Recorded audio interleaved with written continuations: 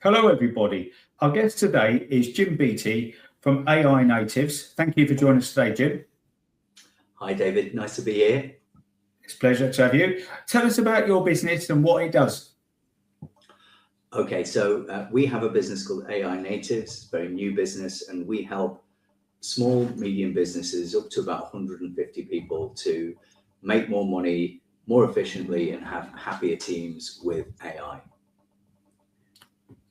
And AI is very sort of the buzzword of everything. So, you know, in AI Natives, where do you help people, improve, and where are people not as efficient as they should be?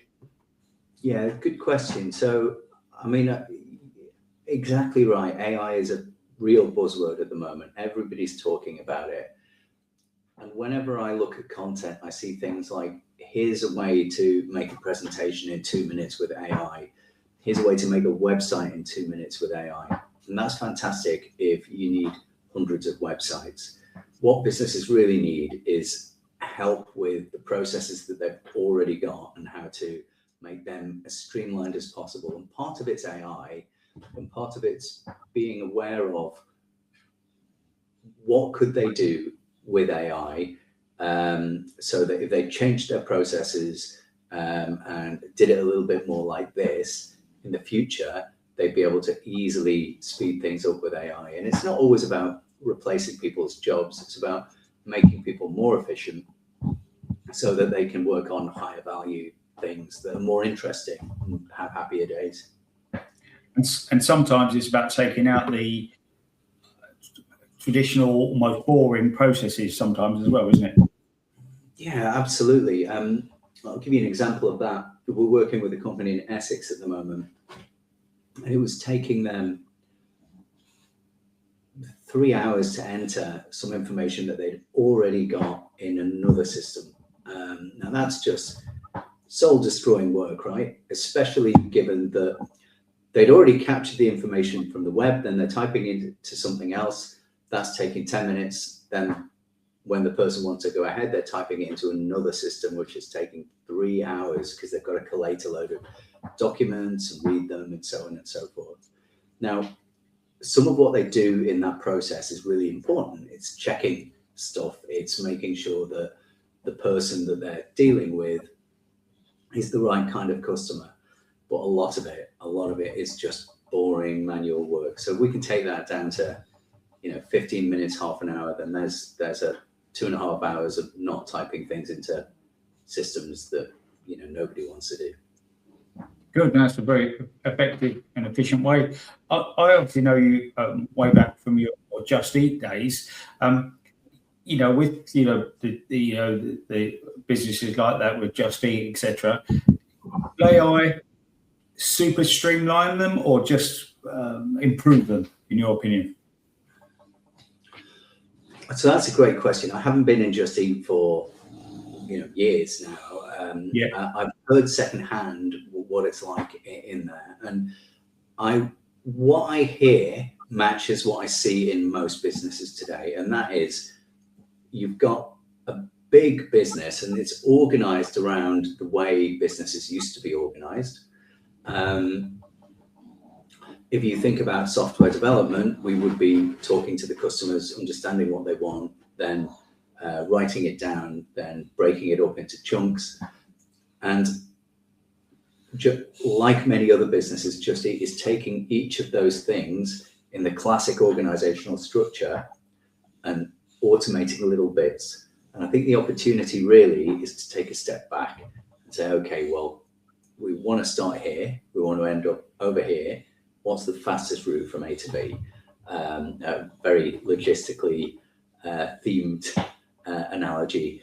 And that's really the thing that I see most people are missing at the moment. They're looking at how each individual job along the chain can be sped up with AI, but they're not taking a step back and saying, okay, well, the overall goal of this process is this. How do we get there faster? No, that's very good. And imagine if you can improve the customer experience, whatever sector you're in, will give you happier customers that probably be more loyal customers as well. Yeah, and that's good. Absolutely. Yeah. And within the AI world as it develops, what do you see the biggest opportunities and threats with AI? Well, some sources would have you believe that it's going to go crazy and take over the world and kill us all, right? I mean, that is definitely a theme out there, and will it do that? Hopefully not. I don't think that's the plan. Certainly for most sane people. So, what's the threat? The threat is different sorts of companies look at these things differently. There is a school of thought, and certainly a lot of business owners that I've talked to, boards, directors, they generally think AI can replace most of the work. That's great. I can make more money, and I don't need as many people. And the consequence of that, if you expand it out to the whole economy, is lots of people without jobs and the wealth getting concentrated with just a few people. And that I think that's a real risk. And that's why we work with the people we work with, because that's not really where their heads are at. Their heads are, how do we make our team happy? How do we, yes, definitely grow the business. Let's make people more productive. So then on the other side, what's the biggest opportunity? I think if you look at the UK economy, certainly a few years ago, there were a load of stats about our productivity as a workforce in the UK, and they universally say we're not really very good. Certainly compared to America or a lot of other countries, we haven't invested in the tooling, we haven't invested in the systems and the automations as much as other developed countries. So I think the opportunity is businesses can make more money, be more efficient, and as you say, ultimately, we all sell products of some description. So if we're able to sell those products better, give better products to people, then they'll be happier. You'll have happier customers, more money, more productivity. So there's an interesting balance between those two, I think, and hopefully we get it right. Yeah, and obviously we want to get it right for the greater society, the greater good for everyone, don't we? Because there'll be winners and losers, and change will happen. One question that I always ask everyone in just to explain is, how are the continual changes in technology affecting the sector? But with AI, will AI keep moving? Because it seems to have almost gone from nowhere to us everywhere pretty quick. Will that continue, or will it potentially slow down? No, it's not slowing down, it's speeding up. So if I talk about it in my own personal journey, so a couple of years ago I was working for a company that wasn't doing particularly well, and we needed to reduce our costs, and that did mean saying goodbye to a bunch of people. Now, with process changes, with more automation, and with AI, we're able to take a team of 80 down to 25 and increase our overall output, which is crazy, really, when you think about it. So obviously before we were really, really inefficient, and we were able to become much, much more efficient and deliver better outcomes. Now that was, a couple of years ago. Where I am now, I'm actually going to see a couple of the guys, one of them's moved on, to talk about how we're doing things at AI Natives.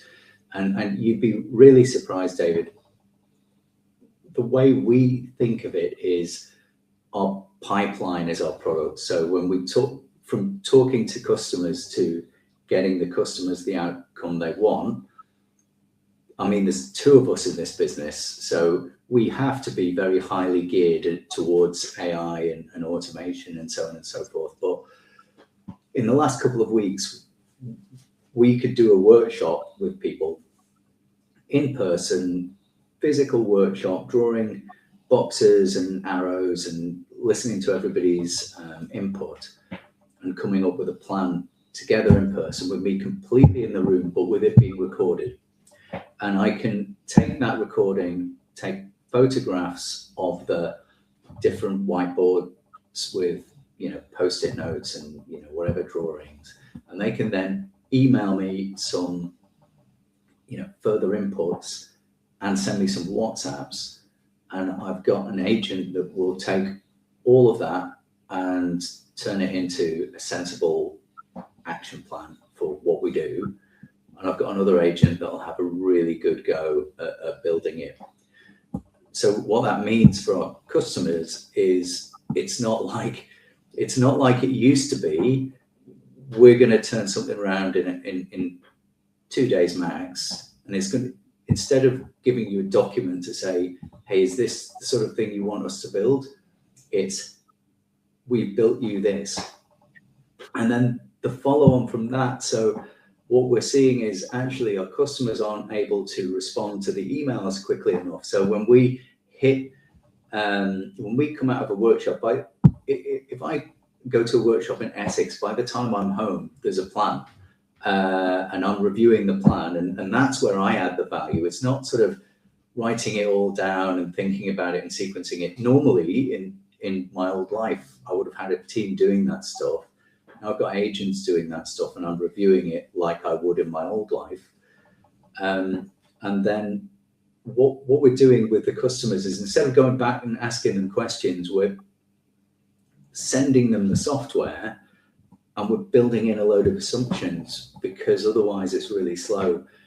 And that's something that you would have never done in engineering before, because the cost of doing the engineering was so expensive.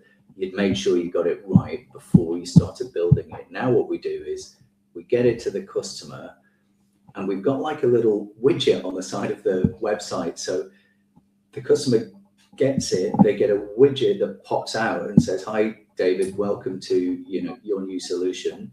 It's not perfect. We're going to do a few iterations on it, but here are a bunch of questions for you. And those questions are, like we like to take an example from today. There's a payroll system that needs to record absence. What absence categories are there for staff? And they started thinking about it. I said, don't think about it. I'll come up with a suggestion, which of course will be, ChatGPT or Claude, and it'll be automatic.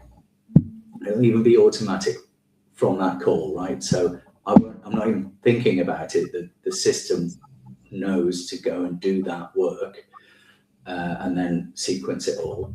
But it will go back to them with, and this is what we've decided would be sensible.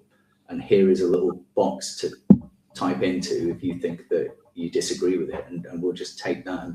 So we've changed the process completely from 2 years ago, dramatically. And what that means is the cost of creating software is lower, which means that I can spend my time doing the stuff that I'm good at, which is all the whiteboard stuff and the testing and the challenging, and all the way through the process. They're just two examples, but it's really, I mean, it took me about 5 different tries to get this.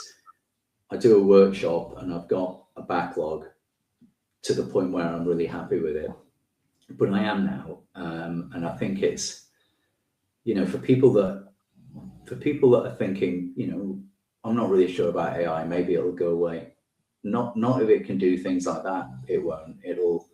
It should speed things up, and it should drive down the cost of software, making businesses more efficient, because more people will be able to afford to get solutions that are, right for them. And which is why we're aimed at SMEs, because in the past they would have had to get a SaaS like the one we're using for this. We don't need to do that anymore. We can understand what you want that will make your business with your rules really efficient, and we can do exactly that. You mentioned in that that you set up a couple of agents, and I hear that term quite a lot. But so in reality, in layman's terms, is an agent almost like an invisible worker? that does what you say? And the second question is that correct? And secondly, when you're setting up an agent, I'd imagine it's all about asking them the right questions so they give you back the right answers. Yeah, so quite a lot in that. So what I say to people, it depends on the level of technical understanding. The most basic thing is just imagine a little person living in your computer that can do things for you. You give it a job, yep. And this is your job, and you do this when I ask you to do this. Now, what that means in slightly more technical terms is if you were talking to ChatGPT, you would give it a text description of you are a marketing manager and you're going to create some social media posts for this cheese company, picking it at random, and then it's sort of acting as a marketing manager for that job. Now, that's a very basic description of an agent. You would give it a lot more detail in practice and tell it exactly what you want as an outcome. And then what you can say is, when this happens, I want this agent to run, and I can either ask the agent to run myself, or it can run as a trigger when something happens, for example, the end of a recording or something like that. Whatever it happens to be, the agent can run, and it can run. So probably going into a bit too much detail here, but it doesn't have to be one agent doing one job. It can be a chain of agents doing different jobs, as with all the stuff that I do. And then you have agents that run checks and balances. If there are outcomes that are yes or no, it's actually better to have software running the check or the balance rather than an agent. And the more like things like this that you can create and chain, the more work can be done, especially when you've got agents that can talk to other systems and so on and so forth. So they're effectively think of one of them as a little person and a bunch of them like a little team, and you just program what you want them to do. But unlike classic coding, you're giving it text descriptions in English language. No, that's fantastic. No, I really appreciate that. And in your career, because obviously you've had a very interesting career, obviously with Just Eat, etc. What surprised you most during your career about what the developments in the sector? This AI. I mean, when I started working with it I've been working with it for years. In fact, I did an AI course at university in 1997. So, I mean, it's not a new thing, AI. What's happened is the explosion in compute power and availability means that we're able to actually run AI on language and have large language models that are general purpose, very intelligent AIs. I mean, what surprises me at the moment, David, is it's going from it's how it's playing out in real time. Things are moving so fast that it's how it's playing out in real time. So we were talking about agents a minute ago, and I've shared some of the really incredible stuff that you can do with them now, that we're doing.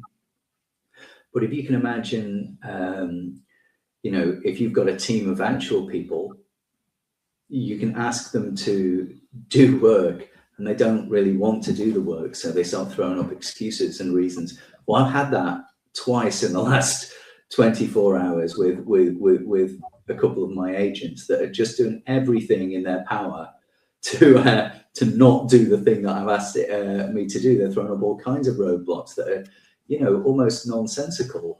And that as well, it's really interesting. So the thinking that I'm doing at the moment is, how do I make you do the task that, like, I get it. It's not a task that I would want to do. It's a task that when I was talking to teams, they didn't really like doing.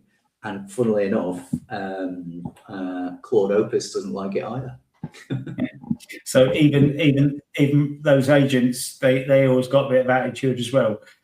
So it's quite interesting. So there are times where things that you would expect to just get done, there are, like, actually, here are the 4 reasons why I was unable to do this, and none of them are real reasons. So we're tuning it at the moment. And I imagine, and someone advised me, that if you ask it much better questions, you get much better answers. And it's very logical when you hear it, but we don't always think that, because we know what we want to get out of it. But unless you explain well what you're trying to achieve, the chances of achieving it are lessened, I'd imagine. Yeah. So I was talking to my old coach from Just Eat days and Fortis as well the other day over a beer, and it is exactly that. So if you asked Claude to do some software stuff, not knowing much about software, it would rattle out a response that seems to work, and you'd think, fantastic, this is amazing, it can do anything. If I ask Claude to do something that you are an expert at, I'll look at it and it'll seem absolutely plausible and like, this is incredible. So what I say to people is, it can go to about 80% of what a job would be, but our world experience really is what you're talking about. Better inputs, better outputs. What is it that determines the better inputs? It's our world experience. It's the stuff that we know and that we've done, and that's why Jim can do a better job of software engineering than David. But if David was asking it about, your domain expertise, you'd get a much better answer than I could, because I don't know the considerations that you do for the stuff that you do. No, that's great. Thank you. And I really appreciate your time going through that, Jim. The last question I ask everyone in these podcasts is, if you could speak to the government, what would you ask them to do to help businesses grow and flourish? Yeah. Okay. So two things. First is, when you sell hammers, the world looks like a nail. I would say you should give subsidies to all SMEs to help them to be more productive with AI. I think that would be a great thing for the world, because it would just accelerate it. And actually, as a country, if we want to grow and thrive and prosper, then we need to be efficient. We need to make sure we do that, balanced with not taking everybody's job as we do that. So that's number one. The other thing as a dad is, I would say, find a way to make it so that kids can't just cheat all the time on all of their learning, because there's something about, I don't know if you've ever experienced this, but when I'm trying to remember something, if I can write it down with a pen and paper, or a pencil and paper, even better, because it's tactile and I like the sound, I remember it better than if I type it, or I've got something, usually I've got something on the go that will capture everything. But it's hard to remember stuff, and we need kids to actually be able to do stuff in real life without AI. My dad, God bless him, would have been grumbling about a calculator. No, you should be able to do this in your head. Well, we've moved on a bit from there, and nobody can do stuff in their heads anymore, and that's fine. But I do think that we have a risk that we have a generation of people that are, certainly a bunch of people that have got good grades and no knowledge to back that up. Thanks so much for your time, Jim. I'm sure our viewers and listeners will like it.